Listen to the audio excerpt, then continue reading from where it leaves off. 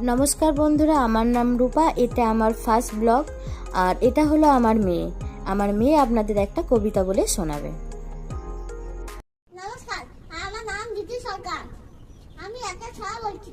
আটা গাছে টোটা বাকি, ডালিম গাছে মৌ, হিরে দাদা মরয় ধান, ঠাকুর দাদা বউ, টাটা বাবাই। তো এখন বাজে সকাল 10টা।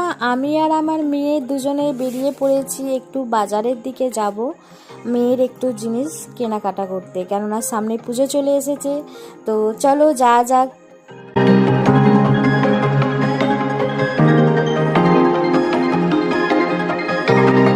আমরা চলে এসেছি নিশ্চিন্তপুর বাজারের কাছে।